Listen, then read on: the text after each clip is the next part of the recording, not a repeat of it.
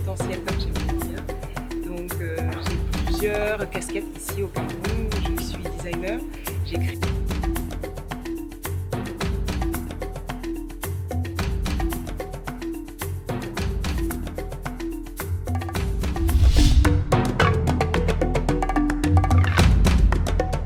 Cupcake, muffins, madeleine, cake design et bien d'autres gourmandises que vous pouvez retrouver chez Creative Cake Design et Yogu, deux structures qui sont devenues incontournables dans la vie de Douala pour vos envies de pâtisserie. Dans ce 4e numéro de Flashback, suivez-moi à la rencontre de Céline Taillou. Alors, qui est Céline Taillou? Je suis designer déjà. Je suis une multipotentielle, comme j'aime bien dire. Donc j'ai plusieurs casquettes ici au Cameroun. Je suis designer. J'ai créé ma marque Creative Cake Design.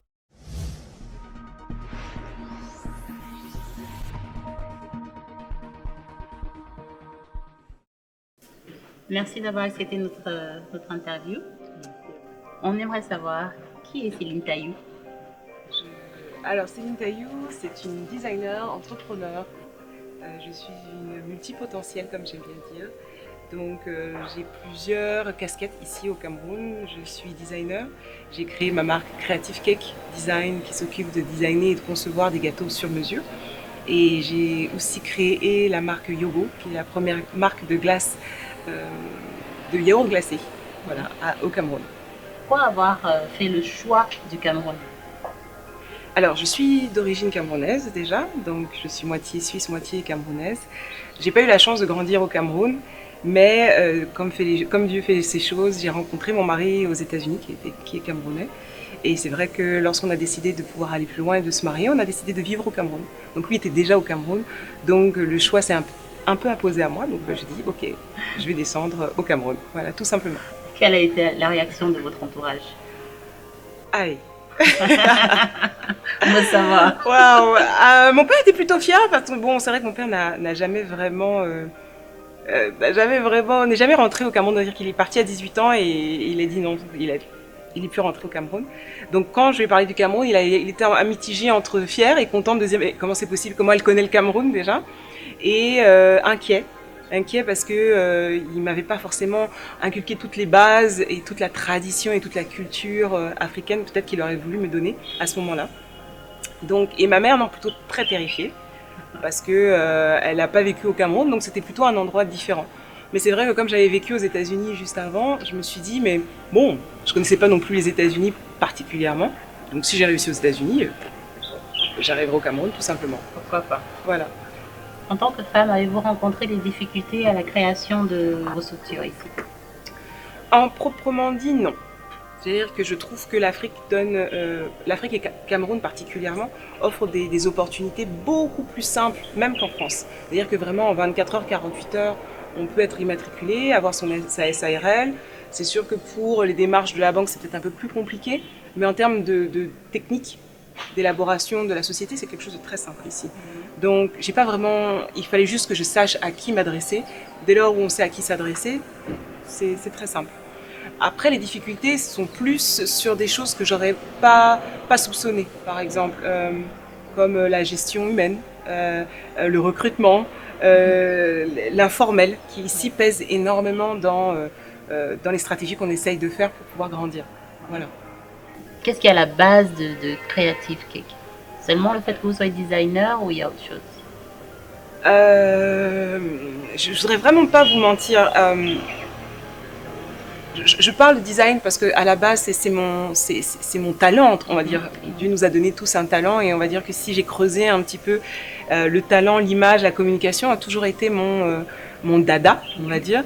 Je suis diplômée de l'INA, de l'Institut national de l'audiovisuel en France. Donc j'étais directrice de prod, j'ai fait la gestion de projet audiovisuel, j'ai créé ma boîte d'audiovisuel où je designais, je faisais de la cuisine, je faisais apprendre justement à découvrir la cuisine africaine. Donc vous voyez, ça n'a rien à voir avec ce que je fais maintenant.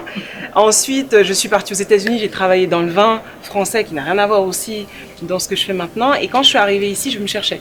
Donc je suis arrivée ici, j'ai vite fait un enfant, rapidement, je suis rentrée dans le mariage. Mais mère au foyer n'a jamais été mon emploi préféré. Je respecte vraiment les mères au foyer, vraiment, et je leur donne, comme on dit ici, je leur donne les deux mains.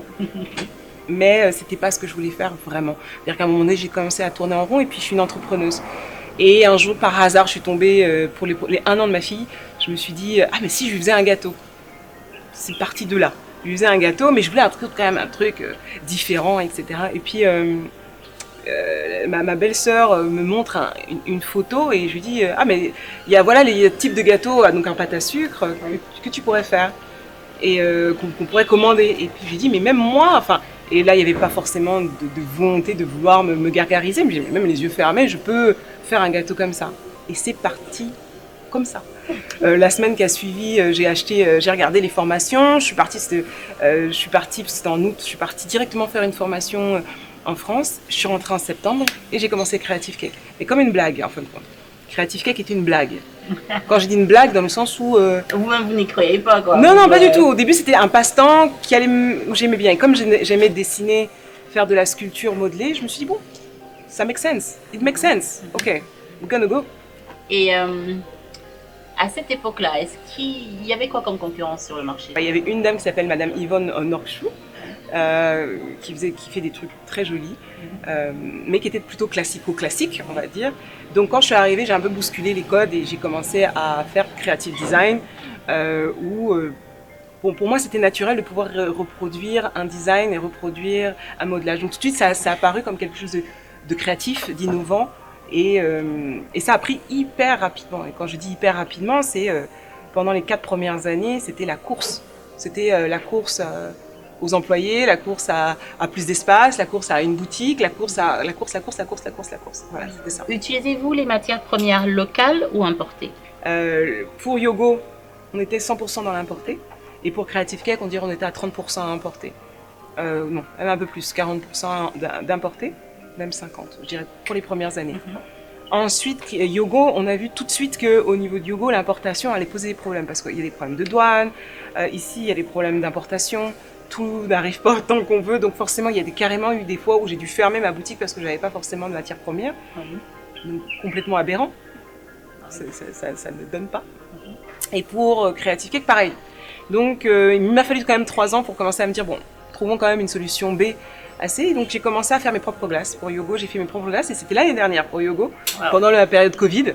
Et je me suis posée et je me suis dit non, écoute, comme tu as du temps à faire et tu as du temps à perdre devant toi vu que tout est fermé, tout était fermé, je me suis dit bah, pourquoi pas créer mes propres glaces. Donc là maintenant c'est du 100% local. Donc ça je suis plutôt fière par rapport à ça, qui a le même goût. Donc j'ai vraiment réussi à trouver toutes les composantes ici. Les stabilisateurs, les machins, etc. C'était très sympa. Et pour Creative Cake, j'ai réduit, avec la crise Covid, ça m'a permis de voir que, au final, il y a des choses qui ne sont pas si essentielles ça, et qu'en sortant de sa zone de confort, on peut réussir à trouver des choses localement. Voilà. Donc on pense à faire différemment. Exactement. Et au niveau du matériel, est-ce que vous disposez de ce qu'il vous faut sur place pour vos créations? Non. Ça reste quand même de l'importer. Il y a évidemment beaucoup de choses, les moules par exemple, on peut les faire ici, il y a des artisans qui sont géniaux, incroyables, qui peuvent faire les choses ici. Mais maintenant tout ce qui est les petits matériels et dans le cake design, il y en a énormément, non, on est obligé de l'importer par rapport à ça. Mais bon, on l'achète qu'une seule fois. Voilà, c'est pas... C'est sûr. Quelle est à ce jour votre plus belle réalisation? Professionnelle. Professionnelle et personnelle. Professionnelle, je pense que je pensais pas que Creative Cake aurait décollé comme ça. Ce qui fait que ça m'a donné une toute petite renommée, toute petite. Et j'en suis vraiment fière. J'ai été élue meilleure cake designer 2018 du Cameroun. Bravo. Donc j'étais très contente par rapport à ça, surtout qu'il n'y a pas forcément de grandes certifications et de grands titres par rapport à ça. Donc j'étais très contente. Ça a été une réussite parce que voilà, c'est mon travail qui a fait en 7 ans, qui a réussi à me donner cette gratification. Ça, c'était une très belle réussite. Et personnel, je pense le côté de... Quand on arrive ici et que... J'en parlais, c'est-à-dire que quand on arrive ici et qu'on est blonde et qu'on est métisse, la première des choses, c'est pas faire des gâteaux. Vous voyez. Et la première des choses, c'est que dans l'air ambiant, malheureusement, on va assimiler les jeunes filles qui sont métisses ou claires de peau, voilà, comme des trophées, on va dire. Donc forcément, elles s'orientent malheureusement plus vers des sujets de facilité que de travail. Donc ma fierté, c'était vraiment de dire non, quoi. Ouais, je suis métisse. Oui, effectivement, peut-être que bon, ça ne m'intéresse pas déjà, mais c'est surtout qu'on peut être métisse et peut faire autre chose. On peut être une femme, on peut être jolie, on peut faire ce qu'on veut et faire des choses de nos propres mains et réussir à véhiculer un autre message que le message de base quand on croit vous connaître, alors qu'on ne vous connaît pas, tout simplement. Donc ça, j'étais plutôt fière. Seriez-vous prête à faire des collaborations, par exemple à former un groupement plus gros pour avoir plus de poids peut-être dans l'industrie de la pâtisserie au Cameroun ou Bien même sûr. en Afrique ou CEMAC? Bien sûr, c'était ça a toujours été mon rêve de pouvoir transmettre, parce que je pense que si on fait quelque chose qu'on aime, on a une passion et qu'on ne la transmet pas, au final, ça sert à rien. On le garde pour soi et étant croyante, c'est-à-dire qu'on ne sème aucune graine autour de nous, quoi. Donc c'est vrai que je suis contente de savoir que certains employés avec qui je travaille plus ont monté leur petite structure aussi de cake design. Ouais, et tout le monde dit ah, mais non c'est pas bien, mais au contraire, je trouve que c'est bien parce que comme ça ils comprennent aussi l'envers du décor que être entrepreneur, c'est pas juste faire des gâteaux et encaisser l'argent, non. Derrière, il y a payer des charges, essayer d'avoir des stratégies, mettre de l'argent dans des choses qui ne nous rapportent pas forcément d'argent, comme la communication, essayer de faire les choses bien, repeindre sa boutique, etc., etc. Donc je pense que oui, j'aimerais le faire et depuis, je traîne la patte dessus, mais c'est une de mes priorités. Vous traînez la patte parce que vous ne rencontrez pas des personnes qui vont pouvoir s'associer avec vous ou c'est autre chose? Oui, déjà je pense que trouver quelqu'un qui va s'associer, c'est difficile, qui ait la même vision, ça c'est difficile. Donc je pense que c'est pas difficile partout, hein, donc je pense pas que c'est plus difficile au Cameroun, mais on a plus de contraintes, on va dire ici, mais je pense que c'est difficile. Et ça demande de l'organisation, ça demande même les choses les plus simples ici peuvent prendre des tournures qui sont compliquées. Ça veut dire qu'il faut un local, par exemple. Un local, il faut aménager le local. Il faut être sûr que ça soit à la vision dans laquelle on est. Bien sûr, on peut toujours trouver un boui-boui et mettre 3 robots, etc. Mais ça ne donnera pas le niveau d'excellence ou le niveau de professionnalisme qu'on veut inculquer. Alors, faire des gâteaux, c'est bien beau. Tout le monde en fait chez soi. Je suppose que vous en faites chez vous. Mais exactement. Mais faire des gâteaux professionnels, ça nécessite un lieu particulier, ça nécessite des matériaux particuliers, ça nécessite un environnement particulier. Et je pense que si on ne donne pas ces lettres de noblesse à ce type de cours, au final, on n'arrivera pas vraiment à transmettre. Les gens penseront que dans un garage, on peut faire ses gâteaux. Oui, on peut le faire pour soi. Il n'y a pas de souci, mais dès lors où on veut commencer à devenir professionnel, il faut se donner les moyens pour le faire. Et aujourd'hui, ça manque d'investissement, tout simplement. Acheter 5 ou 6 robots, acheter un vrai four 7 niveaux, c'est de l'investissement et qui ne sera pas du tout rentabilisé. Est-ce que c'est donné à tout le monde de se lancer dans le cake design? Oui, je pense. Je pense que c'est comme le dessin. Il y a autant de peintres que de façons de peindre. Donc chacun, si vous et moi je vous donne ma technique, on n'aura pas le même gâteau qu'on veut ou qu'on ne veut pas. Et vous allez apporter votre touche qui sera peut-être plus appréciée que ma propre touche. Pas que ça soit beau, ça dépend juste de la perception que les gens mettent derrière. Donc oui, dans le cake design, c'est possible. Après, il suffit de faire naître sa créativité en soi et se dire ok, moi je peux et je suis capable. Que diriez-vous à ceux qui regardent cette interview et qui aimeraient faire comme vous? À ne se lancer. Alors je leur dirais, n'hésitez pas, lancez-vous. Maintenant, sachez que la route va être sinueuse. Sachez que ça ne sera pas simple, ça ne sera pas linéaire. Et qu'il y aura des crevasses qui vont vraiment vous remettre en question. Et que ces moments où vous vous remettrez en question, vous penserez à moi et vous direz non, il faut juste que je passe la crevasse. Voilà. Donc voilà ce que je leur dirais. Je dirais que vous allez arriver avec un état d'esprit. Vous allez tomber. Et au moment où vous allez tomber, vous allez penser que c'est la fin. Que vraiment, mais quelle bête idée, c'était horrible, pourquoi j'ai fait ça, mais qui m'a envoyé, mais j'aurais dû écouter ma mère, ma grand-mère, mon oncle, ma tante, j'aurais dû rester chez moi, j'avais un bon travail d'ailleurs, pourquoi? Et en fin de compte, quand vous poserez ces questions-là, c'est que vous êtes sur la bonne voie. Voilà ce que j'ai à dire. C'est que quand vous serez dans les moments de désespoir total, et que vous diriez, mais qu'est-ce que j'ai fait? Pourquoi rentrer au Cameroun? Pourquoi rentrer en Afrique? Pourquoi? Ben, vous êtes sur la bonne voie. Vous ne le savez pas, mais vous êtes sur la bonne voie.